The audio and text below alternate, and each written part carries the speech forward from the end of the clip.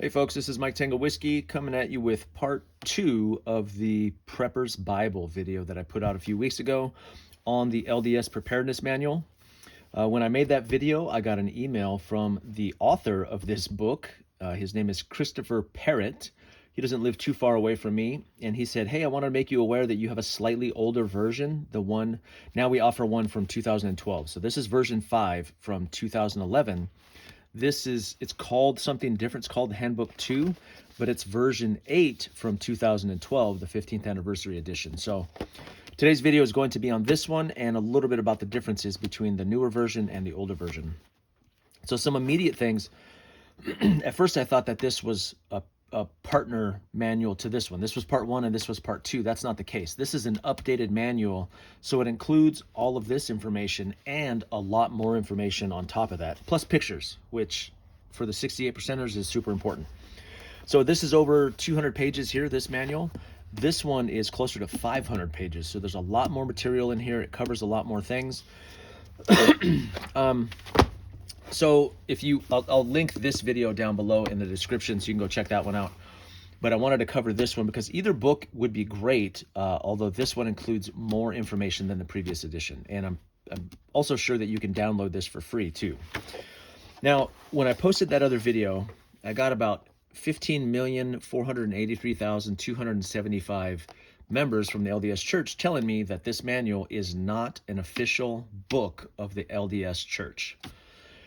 Okay, so just get that out there, okay? Yes, people, I understand that. I don't really care how official it is. I care more about the content, but I acknowledge your correction, okay? This publication has not in red, so even Christopher had not endorsed by or produced by the Church of Jesus Christ of Latter-day Saints. All the contents and opinions are expressed by the editor and the authors. Here it is, Christopher M. Parrott. Has his email in here, and also www.ldsavow.com. So these articles have been bound together, represented here to simplify your access to them. A free PDF version of this manual can be downloaded at this web address. So I will put that web address in the link in the description below, so you can go and download this manual for yourself. It also notes in here, so this is called the General Member Edition. This is actually a part 2, but the part 1 is a leadership edition of this, and it's available to LDS members currently serving in leadership callings at the ward, stake, so part 1 of this book is the leadership version of it, like how to, in their emergency preparedness programs, like how to execute those programs at the LDS churches. So if you're a member, I think you can get that book, but this is the general member edition with the public information that's available to everybody. And I'm sure that people will correct me in the comments if I am wrong about that, but I just wanted to clarify those things right up front so I don't get another 15.5 billion comments about how wrong I am. So let's take a look in here. Now this one does I'll be honest, it does a better job. The other manual, part 1, or the previous version, kind of jumps right into food storage. Now this one has some of the same kind of writings from their church books, about like why you should prepare, why you should be prepared. You could take or leave that stuff. But this does a great job because it starts with the why, which I think is always important anytime you're teaching on any sort of material, is you give people the reason or the motivation, the why that they should listen. And then it starts with a much more kind of overlooked approach to preparedness. So the 5 principles of preparedness. This is pretty cool. Look at that, thrift and frugality. That I'm cheap, so this right away I'm like, yep, that's a thing. 1 year's supply of food, which they talked about in the previous edition. Independence, industriousness, and self-reliance. So then he kind of expands on each of those things. Talks about some overall principles of supply and demand, like things that you have to worry about. This is prepping 101 stuff in the intro to this book. And then it goes over in the same way that the previous edition did, that talks about what is a year's supply. This is kind of the standard presented by this book. And what I've learned in the comments to my previous video is that it's not something that the church says, hey, all LDS people have to do this. In fact, I got dozens of comments about Mormons who didn't even know this book existed. So I guess how prevalent it is, how prevalent prepping is in the wards, and how how much it is practiced and preached, and it varies from place to place. So again, you can kind of take that or leave that. But this does a really good job. So we start with the purchasing program. We talk about the 1 year supply and the different listings and the pounds. You remember I talked about that in the previous video, like how many pounds of food and water and fats and sugar do you need per person? When it comes to like a military aged male, I used Bear Independence Guide for those numbers, but this also does a good job of telling you what a year's supply of food looks like according to what specifically is prepped. 60 pounds of beans, 16 pounds of dried milk, 60 pounds of sugar, etc., etc. So again, a really good job starting with grains. I mean, I think I talked about this in the last one. I said, what is amaranth? And 52 people corrected me. They're like, amaranth is this. So it does a really good job of breaking down all the different grains that you probably are not thinking of. I think most of us think of a grain, we go rice, corn, maybe flour, those kind of things, but very, very comprehensive. And it does a good job of listing these things out and really makes you think about some items that you probably don't traditionally think of, even if you've been prepping, even if you've been in the prepping game for a while, long-term storage and short-term storage. Some of these things are really interesting. Also, I talked about the Bishop's storehouses in the previous video. So again, got a lot of information on that. Those are called Bishop's storehouses. Different locations all around the country. If you have a Bishop storehouse locally, you can buy organic. From what I understand, it's organic, it's good food, and they put it into the coffee cans. And they're not 10 pounds. I think I call them 10 pounds. They're number 10 cans. So they're sealed cans of preparation items that come in pre-sealed packages. So you can go and buy those things from the Bishop Storehouse. Also, people said, hey, look, these are not restricted just to LDS members. They're open and available to anybody and everybody. So that was good news as well. Talks about moisture, which is one of the key things when it comes to long-term food storage. Recommended food items. Now we start getting into like the disaster preparedness. So again, we have a section on a 72-hour bug out bag.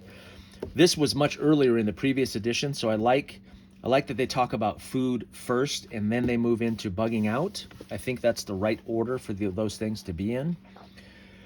And like I said before, I love the pictures too. Pictures really help me.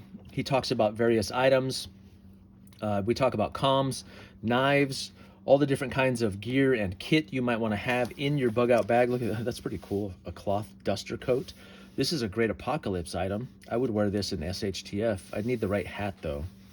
Maybe Chris can help me out. What sort of outfits should I wear in the SHTF or post-collapse, Chris?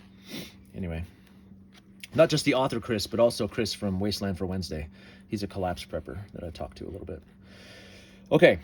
So really good lists, really good supply tables that talk about how to prioritize those purchases, how to gradually purchase these items so that it's not all hitting you at once. And then some really good information. This is kind of an expanded section here where we talk about post-collapse. So I feel like this is probably where most of the new material comes from. And he moved a lot of the sections that were over here in the previous edition into post-collapse, which I think is good. This is like Prepping 101, and this is more like long-term. This is like TOTSI stuff, and then we start getting into SHTF, emergency communications, gold and silver. Yeah, get out of debt while you can. So we start talking about financial prepping, which is pretty cool. A lot of people don't talk about that. Lighting, power, sanitation. Again, that's an important one that I don't hear talked about too much in other places. 3 weeks without food. So again, we start getting into long-term. Look, baby gear for Tia Tawaki. People with kids, right? My channel, you guys know I have a big family, so a lot of prepping channels don't really talk too much about that, prepping with kids. So anytime I can find information on things like that, I think it's extremely valuable and useful. Start talking about influenza, national security emergencies. So it's really he does a much better job in this edition of kind of expanding on some of those things to the tune of 300 more pages, right? Some ground truth, the us and them of societal collapse. So Again, much better expansion on some of those topics that weren't really covered in the first manual. This is interesting. Look, why prepare? When can I take it from the Mormons? That's interesting. Maybe not specific to everybody, but you know, your neighbors coming to take your preps. I guess that kind of talks about a little bit about that. Post-Katrina, thoughts on disaster. He also has some real world examples in here, which are super useful. This is from Katrina, and I'm pretty sure I saw, yeah, experienced prepper who went through Katrina, has some testimonies in here. Lessons from Argentina's Economic Collapse by Furfel. So I love the addition of these real world scenarios. I know if you're a prepper, especially online, you've probably run across those materials before, but it takes some of the guesswork out. You know, in prepping, I think, and I'll admit this for myself, like we're looking forward and we're really kind of guessing. We're projecting out and thinking what might happen, and we're making our best guess, and we're trying to be prepared. But the truth is, it's probably going to be different than any of us think it's going to be. But I love the inclusion of some real world data and information and stories in here from actual collapses that have taken place out there in the world. Some very recent examples too. These aren't like, you know, a century old. These are recent examples of collapses that have happened around the world. So Society's 5 Stages of Economic Collapse, which I love. This is kind of the crumble that I've been talking about, right? How do you recognize those stages of collapse? How do you kind of prepare and what to expect as the empire continues to crumble? So yeah, love it. Love it, love it, love it. Okay, I'm gonna stop there. I'm gonna show you the back of this real quick. Another voice of warning, so that's the avow. So www.ldsavow.com, okay? Contents are fully blah, blah, blah, blah. Yep. This manual may be sold at cost. It's not offered for resale. So again, I'll put the link in the description below. If you had to do one, I know a lot of you have already downloaded the other one, but it couldn't hurt to have a second one. Maybe you can give the first edition away or keep it somewhere else with maybe as you decentralize your preps, you know, keep it at a bug out location. Yeah, so really great manual. I'm going to call this probably the Prepper's Bible Part 2, even though technically it's not a Part 2, but a great book by a gentleman, again, named Christopher Parrott. Thank you, sir, for sending this to me, and it's definitely a resource that I would recommend any prepper would add to their library. So that's it for now. This is Mike Tango Whiskey. I'm all clear.